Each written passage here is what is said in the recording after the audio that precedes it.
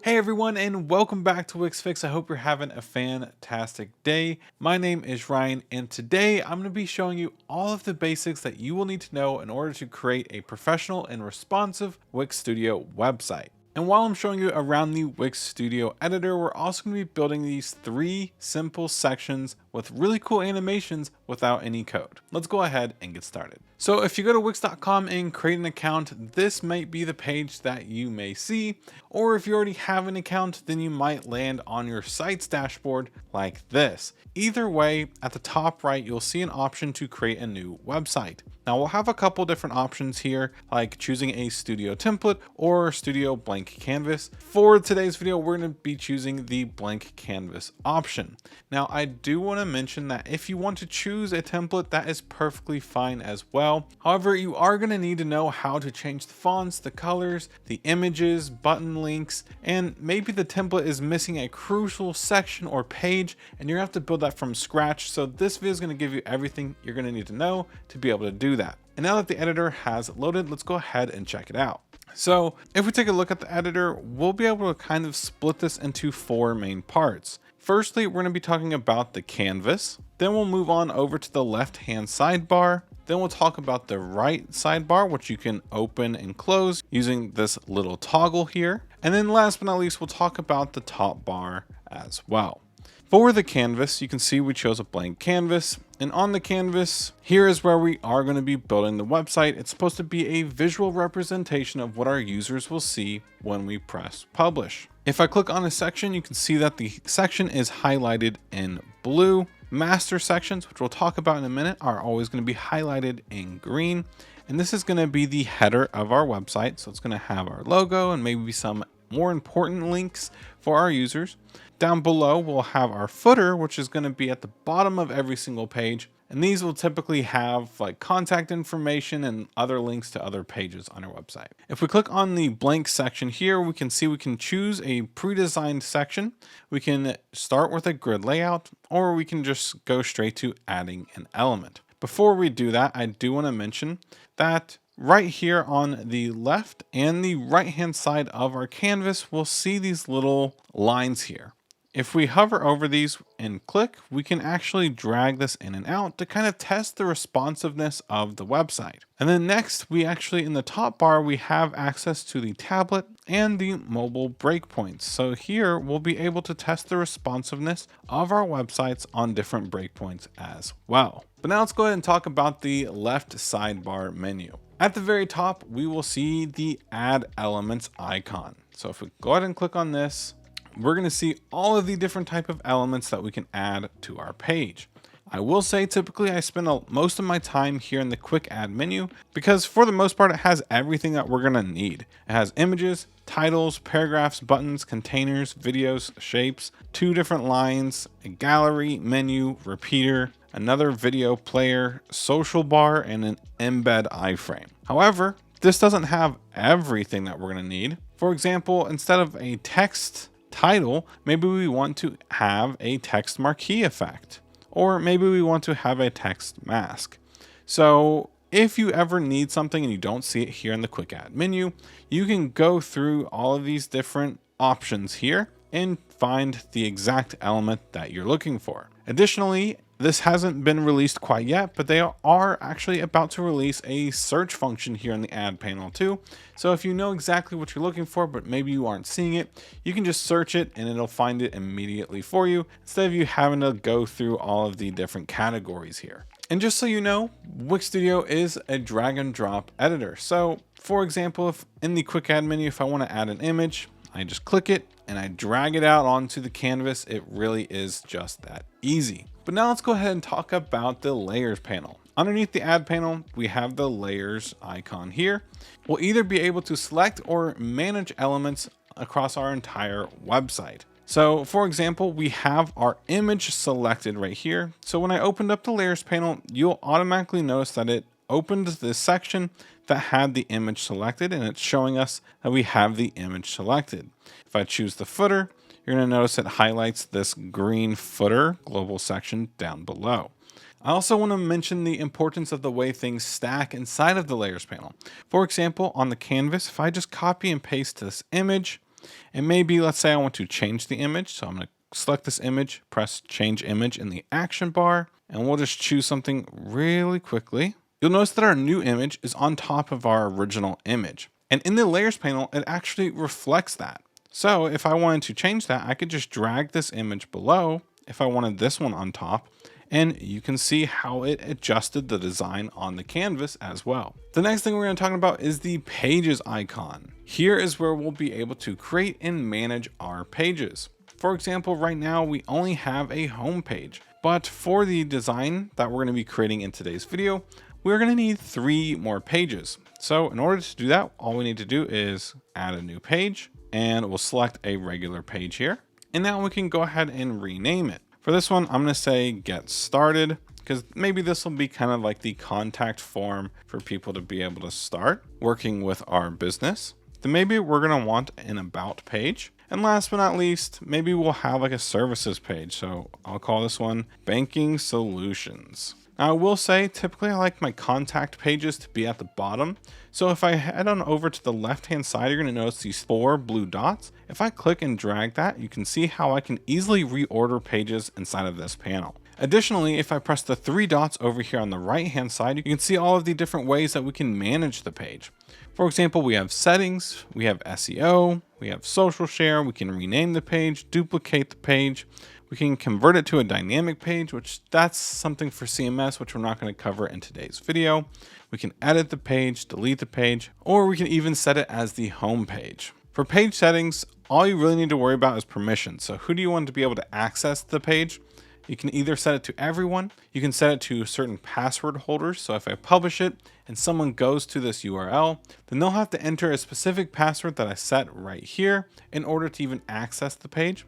Or you can set it to members only. So maybe you have like a custom page that you want only members to be able to visit. You can go ahead and set it to here, and you can set it to even allow all members to visit the page or only select members to visit the page. So that's also pretty cool. But for the most part, a lot of your pages are going to just be set to everyone. So we're just going to leave it right there. For SEO, here's where we're going to be able to adjust the website. So for example, this page is for banking solutions. So maybe for SEO, the slug should be solutions, banking solutions. Our company name is going to be called Weave, and maybe it's a United States company. And then you can easily add a meta description as well.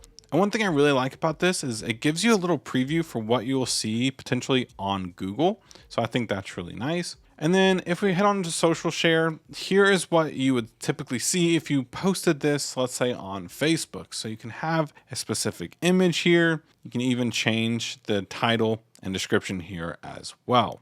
Now we're not really going to be focusing too much on that today. For now, let's go back over to the home page. But as we have created additional pages, let's now talk about the different global sections here. So like I've already mentioned before, we have a header and we have a footer. These are typically the most standard global sections you will have on any single website.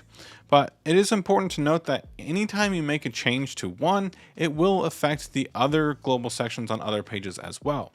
So for example, for the header, if I change the color of this to, let's say, the orange, if I switch the page to banking solutions, you'll notice that the header design changed as well for this page because it's a global section. All changes will affect it globally for whatever page that global section is currently on. It will affect it there as well. But the cool thing is it doesn't just stop at headers and footers. If you have like a section that you plan to use on multiple pages, then you can easily convert a normal section just by right clicking and setting as a global section. Underneath global sections, we have site styles.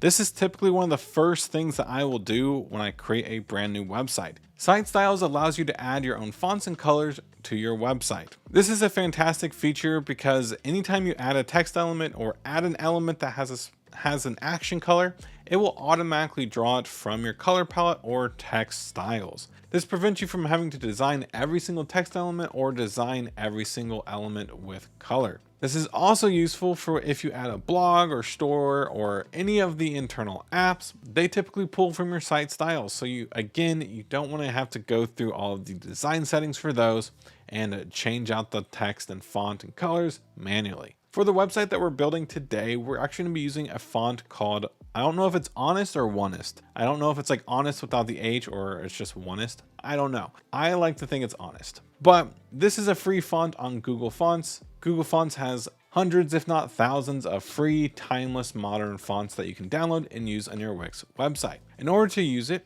just go over here to Get Font and download the font. And then once you're in Wix, open up your site styles, head to typography, and we'll go ahead and start with the heading 1 option here. And if we click on the font dropdown, at the very bottom, we'll see an option to upload fonts. Now I've already uploaded the font here, so I'm just going to type in Onest, and I'm going to choose Onest semi-bold. Here we'll be able to set up the font size. We can even bold, make it italic, change the color of the font, adjust the line spacing and character spacing, and we can even turn on and off scaling text. For me, I like to set a minimum value so that the font on mobile doesn't get too small. So for this main text, maybe I'll set this to like 32 pixels. Now, once we get down to mobile, we might adjust this, but for now, I think this will be a good starting place for the design. But now that we have everything set, let's go ahead and press apply. And now I'm going to go through all of the rest of these and quickly set up the font styles. So now I've already applied all of the font styles. So for the headings, I typically just stuck with Honest semi-bold.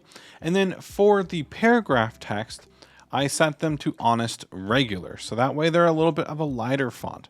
Speaking of lighter, I also changed the color. As you can see, the heading text are all black, whereas the paragraph text are a little bit of a darker gray. Also for these paragraph text, I set a minimum value of 13. Typically, I don't like to get any smaller than that on mobile, so I always like to set that minimum initially here in the site styles. But now let's go ahead and switch on over to the colors. So if I switch on over from typography to colors, you'll see we have several different palettes here. For the action color, I kind of like this one right here. So I kind of just want to make this the action color. So what I'm going to do is I want to grab the hex code for this. And the easiest way to do so is to go to the top left. We'll go to tools and we'll go to editor add-ons, get add-ons. Here we'll be able to see a few different add-ons that we can add to our website editor. But for this one, we're going to choose the color selection. Once this gets added, we can press this select color, and then we can choose the color from our logo. And it'll give us the hex code right here. If I just click this, it'll copy it. And now I can go back over to our site styles, close out of color selection, and I can edit the entire color range right here. I'm just going to paste in that hex code and press apply. Perfect. So now anytime I add text or buttons to our website, text or other elements that pull from fonts and colors, everything is going to be fully set up with our preferred colors and font choices. Underneath site styles, we have the app market. So if you want to add an e-commerce store, bookings, a blog, members area, or any other Wix internal apps, this is going to be the place to do so. Also, underneath the app manager, we have the app market. This is going to be a great place to find a bunch of third-party apps that you can add to your website. So some of it might be design features and others might be more functionality features, but we're not going to be focusing too much on this today. Underneath the app market, we have CMS. CMS allows us to generate content for our website using a database. This is really useful if you have a giant team and you want to display the team on your website. You can use CMS to create a database and have dynamic pages and repeaters set up to display the content or your team very easily. Now, again, we're not going to be focusing on CMS in this video, but I do have an entire series, so I'll post the video to the first episode in the description below. And last but not least, under CMS, we have the coding panel. So if you press start coding, you enter something called dev mode. In dev mode, you can use Wix's JavaScript, which is called Velo, to add custom interactions to your website, or you can even add CSS to further customize the design. Again, we're not really going to be focusing on that today because everything we're doing is going to be no code. But now that we've covered the left-hand sidebar, I now want to pull our focus over to the inspector panel. We can access this by coming over here to this little triangle toggle here, and we can open up the inspector panel. Now, initially, I can definitely understand how overwhelming this might seem, but I promise you, once you get the hang of it, it is actually very, very simple. To break it down easily, at the top we have size, then we have design, then we have layout and position. Now, depending on which element you actually have selected, you could see different settings that you can change. So right now we just have these sections selected here. So for size, we can only change the height. But if I select this image here, you can see we can actually change the position, the X and Y position, and then we can also change the width and even set the responsive behavior. And for design, we might even have more options for this as well. But before we get too carried away, I want to explain a very important part of Wix Studio. If we take a look here at the size, we can see it is set to a pixel value with an asterisk. Now, what does that pixel with an asterisk mean? So here in Wix Studio, a pixel with an asterisk tells us it's going to be responsive. Now, if you're a designer, then you may be wondering how in the world is a pixel responsive, because pixels are not responsive values by default.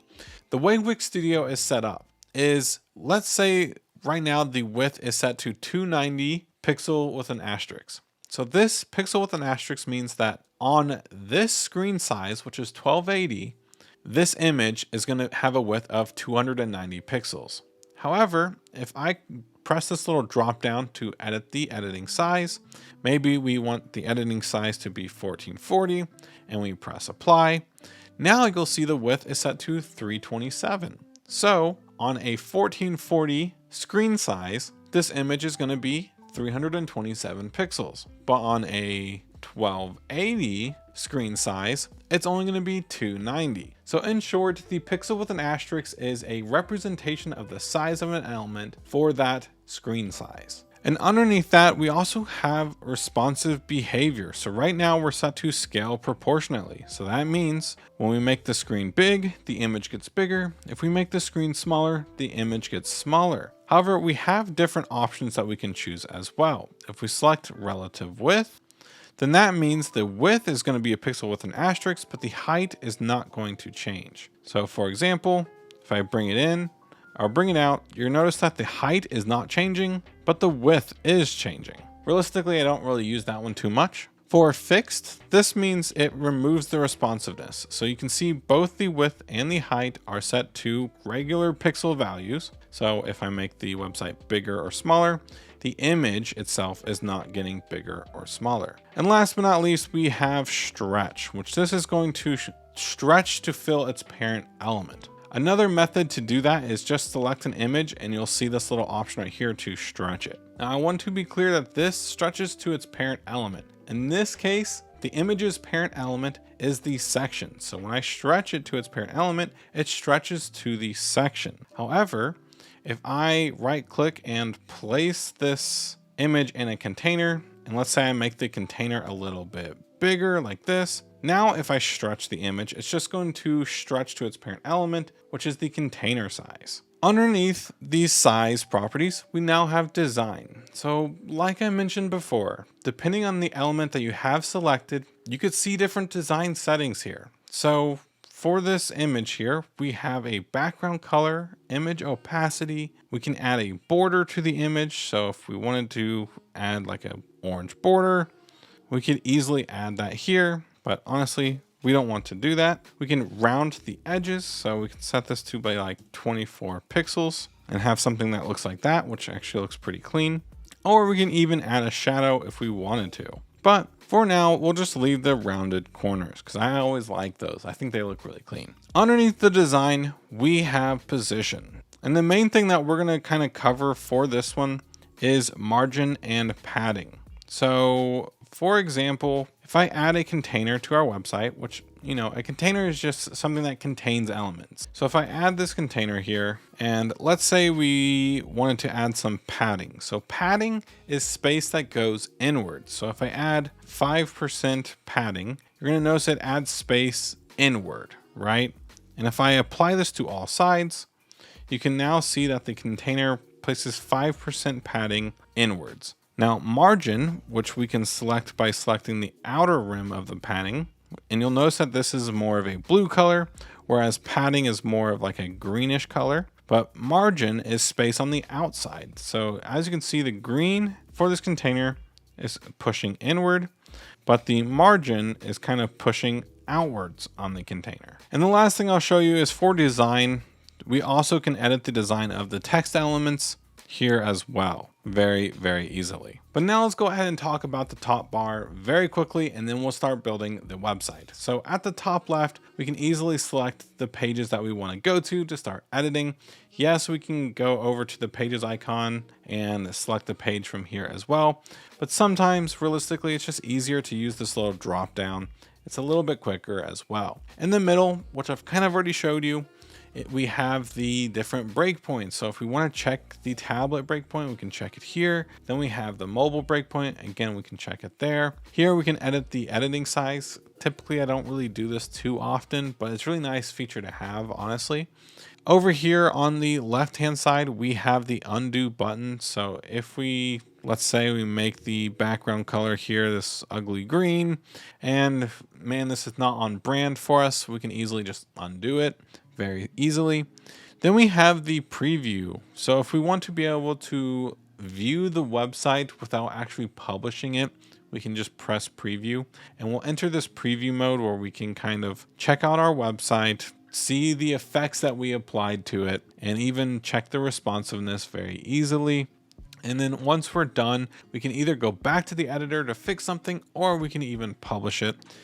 But for now, we'll go ahead and press edit site. And within the editor, we can also publish it here as well. So once we're done with all the pages, once we've checked the tablet and mobile breakpoints, once we've done the SEO and we're ready to publish, we can easily just press publish at the top right. Here it'll allow us to name our site, which right now we don't have a custom domain. So we're just going to name this Wix Studio Basics and press continue. Okay, now let's go ahead and start building our website. So now I've kind of showed you the gist of everything. I'm still going to be teaching you some stuff as we're building the website. Like the action bar, I didn't really cover too much, but we will be using it here in just a minute. But now let's go ahead and start building our website. The first thing I always typically like to work on is the header and the footer. For the header, what we're going to want to have is our logo. Now, we don't want this as our logo. We have our own that we're going to upload. So what we're going to do is go over to add. We're going to come down to media, and we're going to press this upload media option. This is going to bring up our media library and a little upload media option here.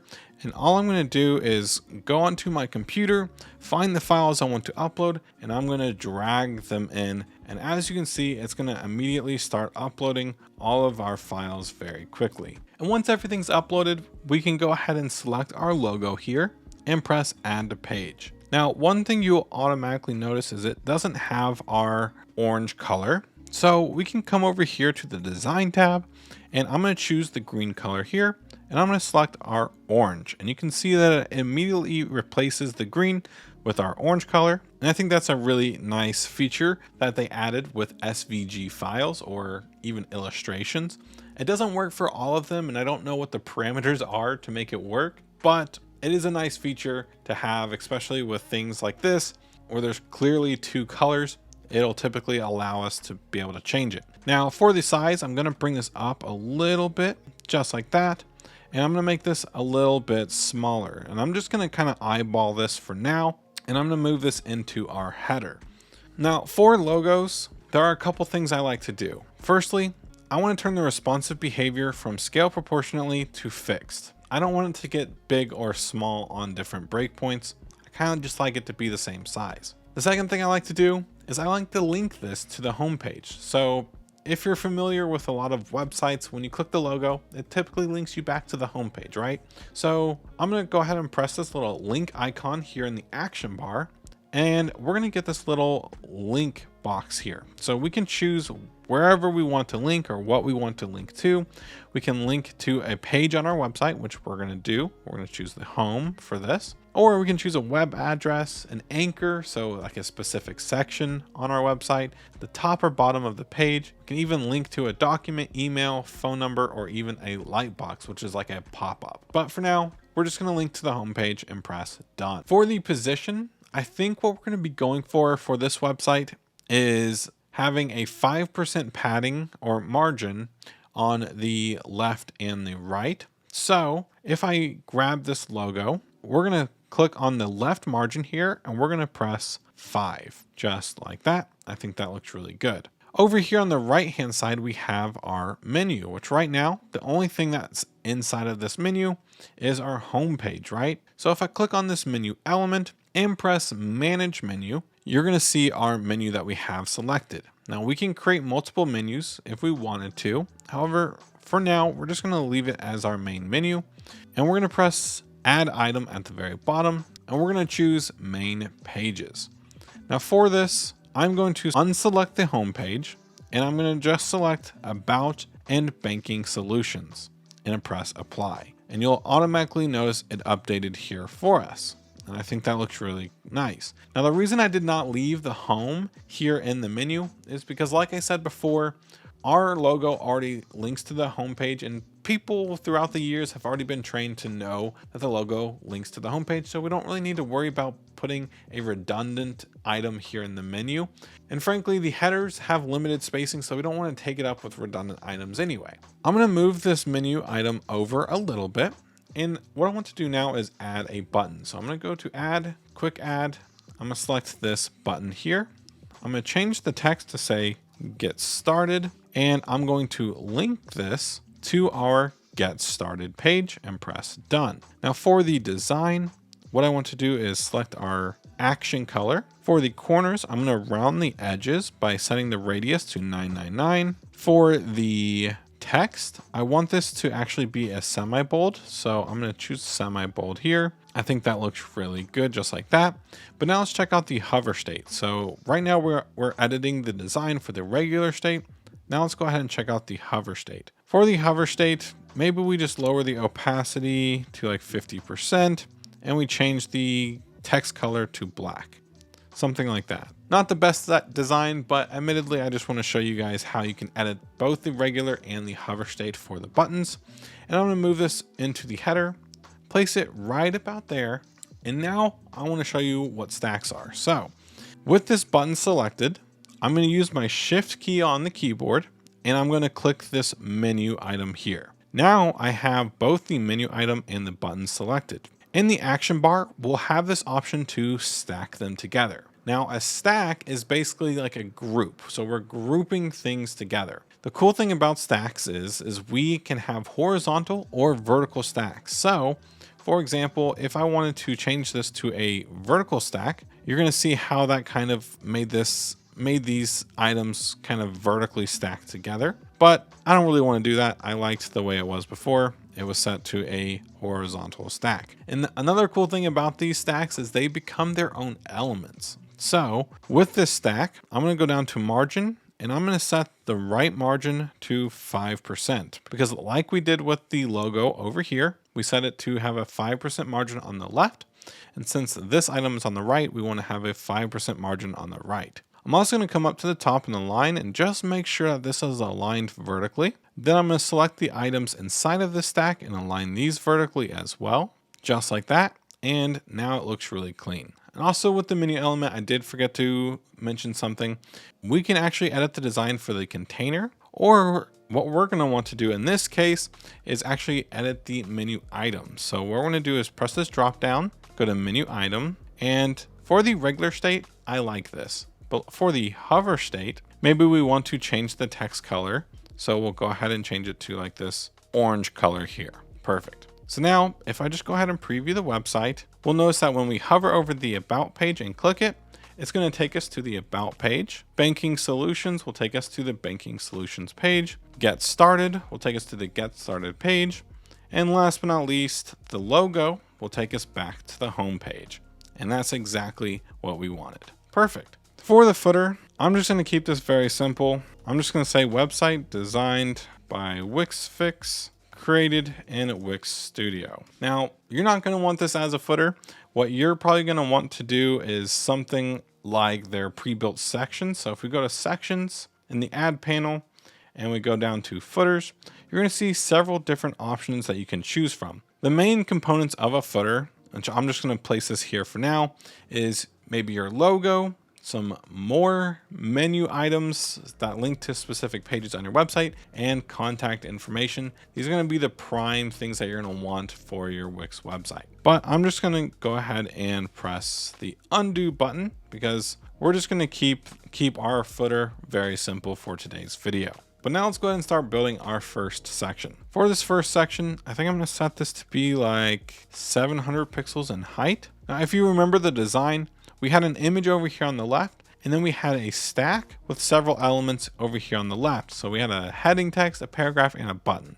To do this easily, what I want to do is select the section, and in the inspector panel, head down to the layout section here. And what we're going to do is just choose the first option there. And now we'll notice that we have 2 cells created, okay? And each cell is basically just a container. So it's going to help us contain elements inside of it.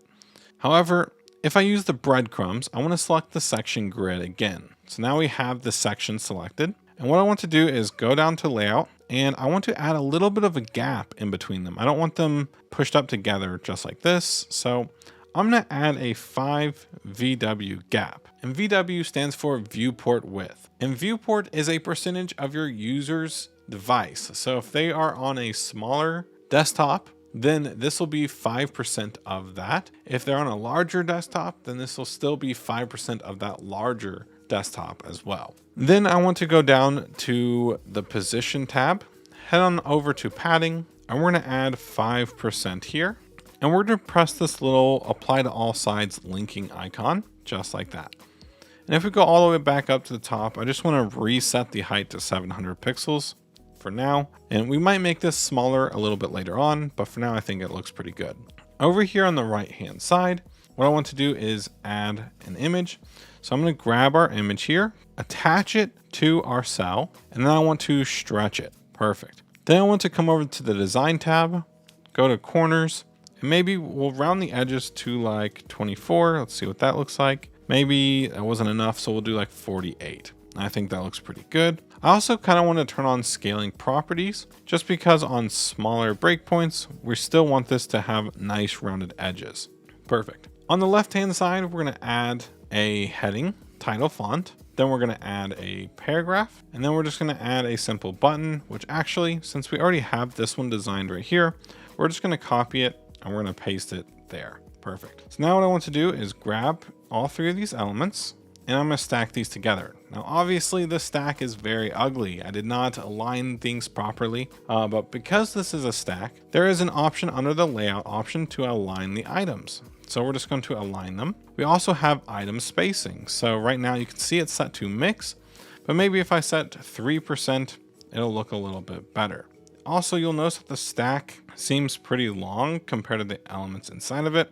So if we go up to width, what we can do is set each one of these to be 100%. And now this is going to be our stack. For the stack, I want to align this to the left and middle. And I also want the stack to be set to 100%. Perfect. Now I'm just going to go ahead and copy and paste in the text from the example website. And then what we're going to do is make the text a little bit bigger. Now I am using the shift and up arrow key to make it go up by 10 font size increments. And then I can just unshift to make it go up by 1. And I think 56 here will look pretty good. Also want to come down to line spacing, and maybe we'll set this to like 1.1. I think that looks pretty clean. And because we did a quick add for the title, it added a heading 2 to the page by default. However, the first heading on your page should typically be a heading 1 font. So if I come down here to HTML tag, I can easily switch this over from an H2 to an H1. Perfect. The only other thing I want to design in this stack is when we made the stack a little bit wider, it made the button wider too. So I want it to be the same size as this one. So if I select this button, we'll see the width is set to 142. So I want to apply it to this button down here. So we're going to set the width to 142. Perfect. I also forgot to mention this, or forgot to do this earlier. I don't like the buttons to be responsive too much. So I actually like to set the responsive behavior from scale proportionately to fixed. So we'll go ahead and do that for the one in the header as well. That way on all screen sizes, the buttons kind of stay the same size. But now that we have this stack created, I now want to add like 5% margin on the top of the stack. Actually, maybe we'll do 10. 10 will do. And I want to apply that to the bottom of the stack as well. Now, why would I want to do that? Well, the reason I want to do that is because I want to raise this section up to its minimum value. And by doing that, its minimum value is the height of the stack plus the 10% margin on the top and the bottom. And then it is the section padding that we applied as well. Now, I will say maybe this section's a little bit too short, so let's see what 20 will do on the top and bottom. Honestly, I absolutely love the way that this looks. Great. Now let's move on to the next section. For this next section, what we're going to do is have an image on the left, a little card thing in the middle, and then we're going to have an image all the way on the right hand side as well. We're also going to make the background color our light orange color from our palette. And because we're going to have an image all the way on the edge of the screen for the left and right, we don't want to add the padding on the left and right. We just want to add 5% to the top and 5% to the bottom. So now we should have something that looks like this. To build the section, what I want to do in here is kind of split this into 3 equal parts. Now we have different ways we can do this. The first method is just by choosing a grid layout like this. We could easily do it this way if we wanted to, or we could even use something like a layout tool and use a flex box. For now, I do think we're going to stick with the grid layout here that we chose, but I do want to add maybe like 48 pixels of spacing in between of each of these sections. Great. For this left cell that we have, or left container, we're going to go to our media, and I'm going to grab this image here, drag it out just like that, and I'm going to press the stretch option there. Perfect. Now let's go ahead and do this one more time, and we'll drag this image over here into this cell. And for some reason, the stretch icon was hidden, so I'm just going to hide the inspector panel to show it again. Fantastic. Now I will say for these, I do want the edges that we see to be rounded. So for this, I'm going to open up the inspector panel, grab this image, and under corners, I want to just round the right side of it. So I'm going to press unlink over here, and I'm going to set this to 48 and 48. Perfect. And we're also going to go ahead and turn on scale properties. Perfect. For this image over here on the right hand side, let's turn on scale properties, open up corners, unlink this so not all corners have the same. And we're going to add 48 to the left hand side. So now we should have something that looks like this. For the middle area here, we're going to add a little credit card. So we're going to go to add media, and we're going to drag this card out. Now for this card, I want this to take up the width of this. We don't want to stretch it because stretching it will make it look like that. We don't want that. We just want it to basically be the perfect size here. So we can do this if we wanted to. Another option is we can lock the aspect ratio and we can set the width to be 100%. Perfect. And using these align options here, we can make sure that this is aligned to the center and at the very top. Perfect. Underneath this, we're going to want to have a smaller title and a paragraph. So there are 2 ways to do this, to add a smaller title. One, we could come over to text, go to text themes, and we have all of our themes that we set up in our site themes. So we can choose something like a heading 6 if we wanted to. Alternatively, if we just want to work a little bit faster, we can just go to quick add the text element, and under the theme, we can just set this to heading 6. So that's another great option, great way to do it. But I'm going to bring this up. I'm going to make this 100% width, just like that. Then we're going to grab a paragraph text, bring it down here, align it to the left, and set the width to be 100%. Okay. Then I'm going to grab all 3 of these elements, and I'm going to stack these together. I'm going to set the item spacing to 3, and I'm just going to quickly replace the text in here. Perfect. Now I will say for the background color, I know I'm getting a little distracted, but for the background color, I think I want to lower the opacity to like 20%, just so it's a little less in my face. And I think it looks a little bit nicer like that. But now that we've created this section, I now want to kind of do what we did with this stack above right here and add a little margin to the top and bottom. So we're going to grab this stack. Let's add 10% margin to the top, and we'll add that to the bottom as well. And now we can grab the bottom of the section and bring it up Alternatively, another option we could do is just grab the section, head up to the top, and we'll set the height to 0, and it's going to automatically adjust it to its minimum size. Perfect. I think that looks great. Now let's add our last section. Our last section is actually going to be very similar to the top one. So instead of adding a section, I'm going to copy this one, delete this section, then I'm going to paste the section, and using the layers panel, I'm going to drag this section below. Okay, so now we have this design. Now I will say we're going to want to change the layout here, right? We want the image to be on the left and the text to be on the right. So how can we do that? Well, if I click on this image and use the breadcrumbs to select the cell, then I shift click and grab this cell over here, in the action bar, we'll notice an option that says swap. If we do that, that is a very easy way for our section to be created. Now I will say for this, we don't want this to be a heading 1. So I'm going to switch this HTML tag to H2, and I'm going to go ahead and replace the text in here. However, because this is a heading 2 and not a heading 1, I am going to go ahead and lower the size just a little bit. I'm also going to make the width of this 90% and send it to the middle, but we will need to re-add that 20% margin to the bottom. Okay. And we'll also need to slightly adjust the size of the font. Great. For this left-hand side, we're going to delete this image because what we're actually going to do is use 3 different images here. So I'm going to grab this image. I'm going to place it right about here. We're going to make it a little bit bigger. Perfect. For the design of this one, we're going to around the edges to be like 24. Okay. Now let's add another image really quickly. We'll press show more. I want to do balance activity. We're going to make it quite a bit smaller. I want to send this to the top left, which we can get this perfectly aligned using the align options here. And for this, we'll make sure we round the edges for this as well. And maybe even add a little bit of a shadow, but we'll lower the opacity to like 15. Now it's a little less obvious. Perfect. And last but not least, we'll add one more image. We'll resize it. And for this one, we're going to bring it right about here. However, let's say I don't want to go through all of the design properties again, because I just did it.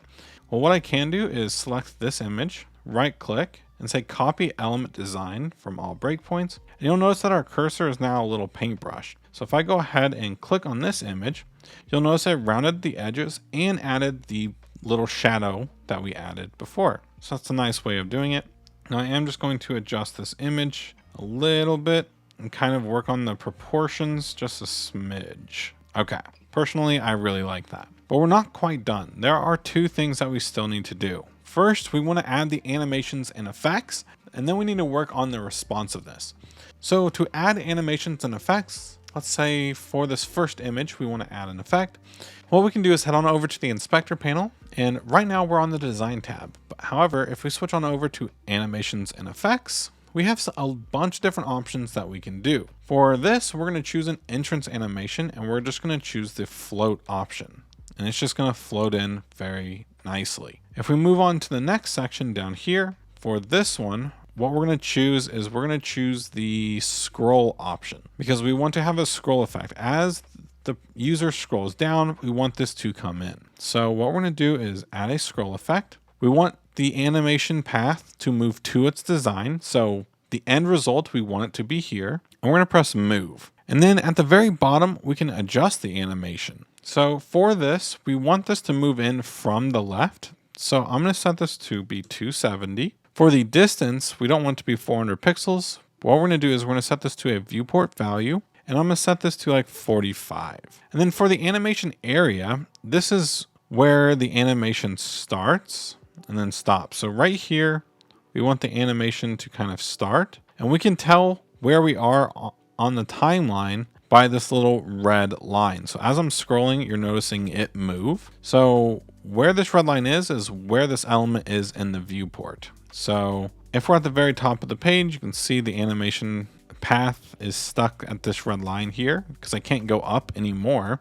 And as I move down the page, you're going to notice, because we only have 3 sections, where this one is going to be. But that looks pretty good to me. Now let's do the same thing, but in reverse for this one. So we're going to choose a scroll effect, move to its design, adjust. This one, we want the angle to be moving from 90 degrees. Switch this to viewport and we'll set this to be 45. And then for the animation path, we're going to start this a little bit later and we'll end it a little bit later as well. So that way this one will come in and then this one will come in just slightly after, kind of giving it a little bit of delay. And I think that'll look pretty clean. And then last but not least, let's grab this stack here and we'll just add a nice float to this one as well. Perfect. And last but not least, we'll grab this image down here. We're going to add another scroll effect. For this one, if we're going to its design, we want it to expand to its design. So we're going to press adjust.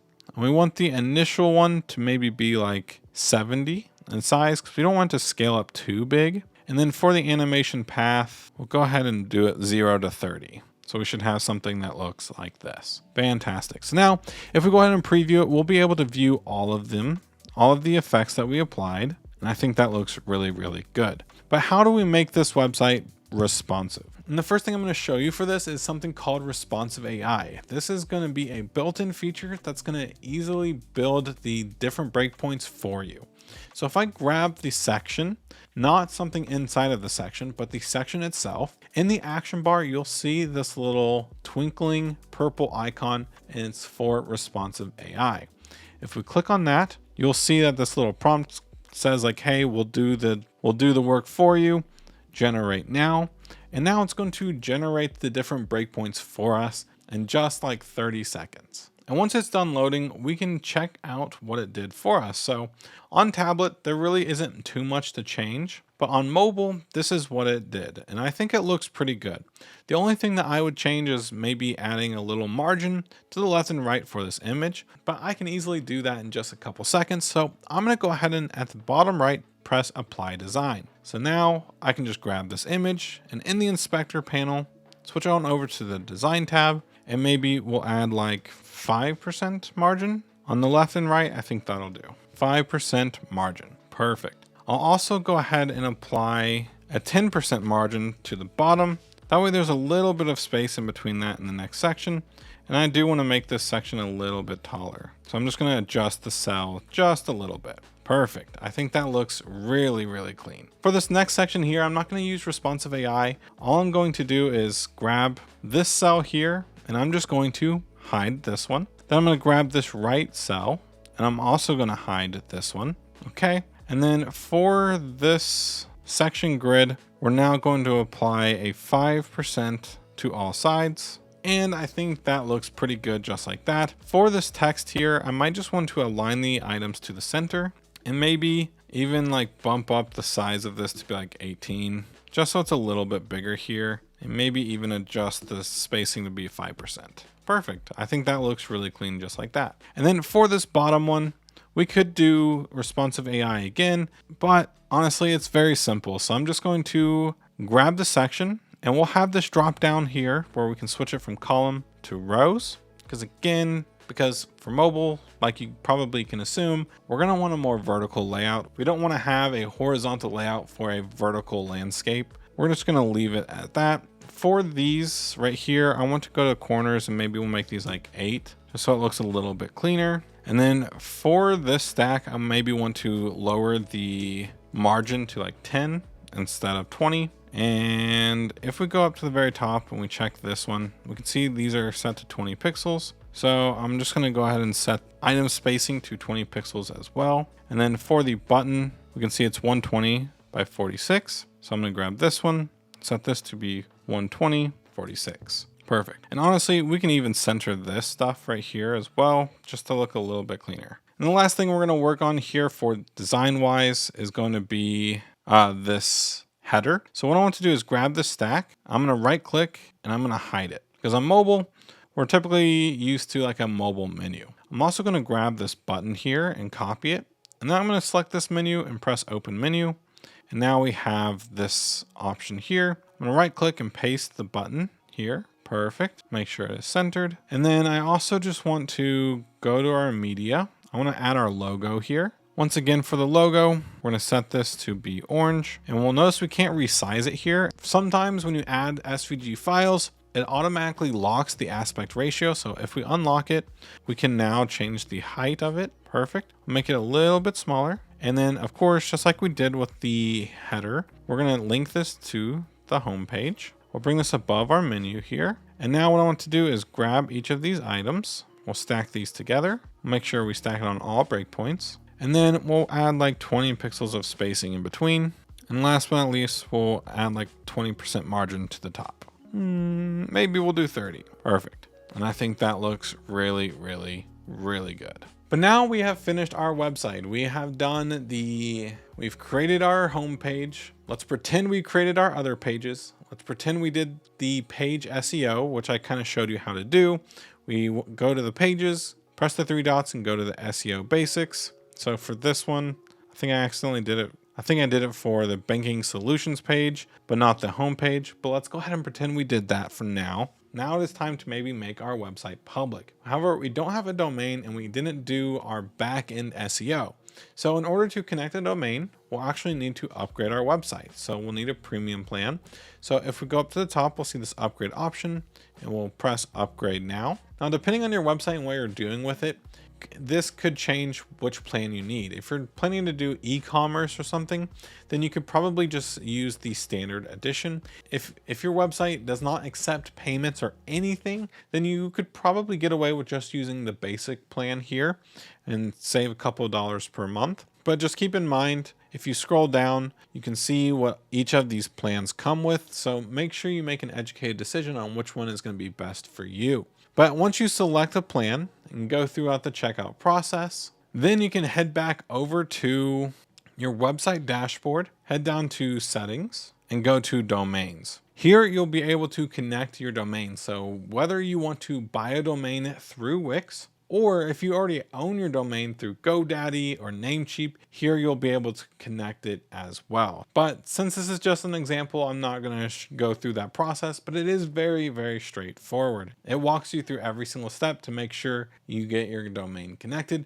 regardless of whether you're buying it through Wix or connecting it from a third party like Namecheap or GoDaddy. But once you have the premium plan, once you connect your domain, there is one more step that I would recommend that you do to fully prepare your website and help out with the SEO. And that is, if we come down to marketing and go to marketing home, here at the very top, we will see the SEO checklist. If we go here and press get started, here it'll allow us to enter our name, our business name. So the one that we created is called Weave. This is something that's online and it helps people worldwide. Sure. And now we can come up with keywords. So this website was banking, financial solutions, credit cards. I don't know. So then we'll just go ahead and press next. And now you'll see this little checklist here, and it's going to give you prompts to help fix the SEO on your website to better prepare it for Google and other search engines. So like this one right here, it says set the homepage title for results. As you can see right here, I did not set it for the homepage. So it's like, hey, maybe you want to choose something like Weave Financial Solutions or other. Maybe we'll do something like Financial Solutions, Weave United States, something like that. And I misspelled financial solutions. So I'm going to say banking solutions. So that way it actually has one of our keywords because I misspelled it. And we'll go ahead and press apply and publish. Now it's telling us to do the SEO description. And once you have all of these steps completed and once you connect your domain, the next step would be connecting your website to Google. Now I can't really go through this process because I don't have a domain or a premium plan on this website. But once you press connect now, it's going to get your website prepared and send it off to Google to be crawled. And once that's finished, your website will start popping up in search results. And hopefully more traffic will come to your website. That's basically going to wrap it up for today's video. If you all did enjoy or learn something, please consider giving this video a like and subscribing to the channel for more Wix Studio content coming out really soon. Thank you all again, and I will see you all in the next one.